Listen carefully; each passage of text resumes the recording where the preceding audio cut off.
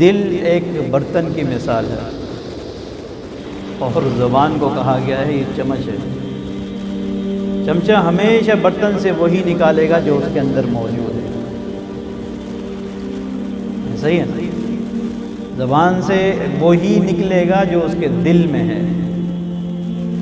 جو دل زنگ آلود ہوتے ہیں، اللہ کی رحمت سے دور، انعامات سے دور، گناہوں سے بھرے ہوئے، ان کی زبان بھی پھر اسی طرح گندی ہوتی ہے۔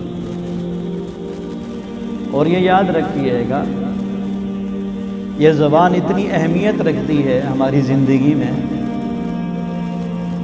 کہ اس دنیا میں فقط جو اللہ کا دشمن ہے،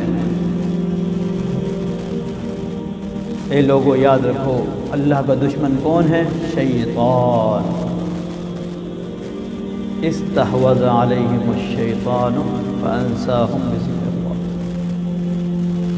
آپ یہ دیکھیں قرآن یہ کہہ رہا ہے کہ جب بھی شیطان کسی مسلمان کو اپنی طرف کرنے پر آ جائے، اس پر حملہ کرنے لگے، اس کو نیکیوں سے روکنے کا وہ ارادہ کر لے، اس کا تو مقصد یہی ہے نا، اللہ سے دور کرنا، عبادات سے دور کرنا، اللہ کی محبت سے دور کر دینا۔ تو کیا سب سے پہلا اس کا حملہ کیا ہوتا ہے؟ عن ذکر اللہ، کہ وہ اللہ کے ذکر سے اسے دور کر دیتا ہے۔ سب سے پہلا حملہ شیطان کا ہے کہ وہ انسان کو اس زبان سے اللہ کا ذکر کرنے سے روک دیتا ہے۔ سب سے پہلا حملہ کہ یہ انسان زبان سے ذکر نہ کرے، اور حملہ ہی اس پر ہوتا ہے کہ جس کا ذکر کم ہو رہا ہو، کم مقدار میں کر رہا ہو۔ قرآن کی آیات ہے ان الذین اتقوا اذا مسهم طائف من الشیطان تذکروا۔ جب متقی لوگوں پر شیطان حملہ کرتا ہے تو وہ شیطان کے حملے سے بچنے کے لیے اللہ کا ذکر کرتے ہیں، اور اللہ کے ذکر سے شیطان کا حملہ کمزور ہو جاتا ہے۔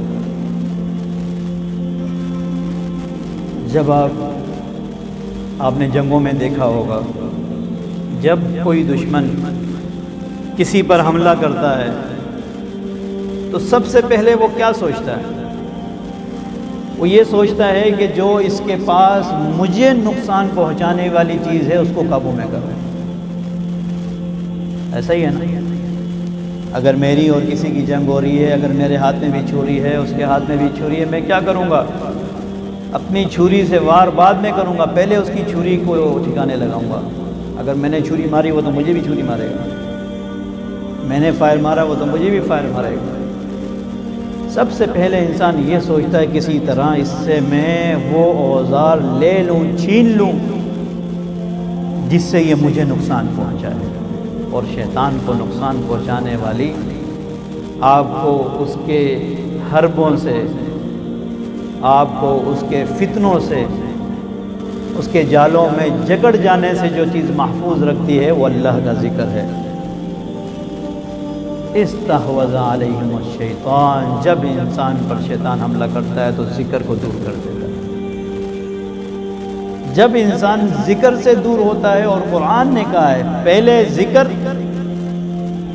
عن ذکر اللہ عن الصلاۃ، پہلے وہ ذکر سے دور کرتا ہے عن الصلاۃ، اس کے بعد پھر وہ نماز، فرائض، واجبات میں کوتاہیاں کرنے لگ جاتا ہے، کیونکہ وہ رحمت، وہ نورانیت، وہ محبت کمزور ہو جاتی ہے۔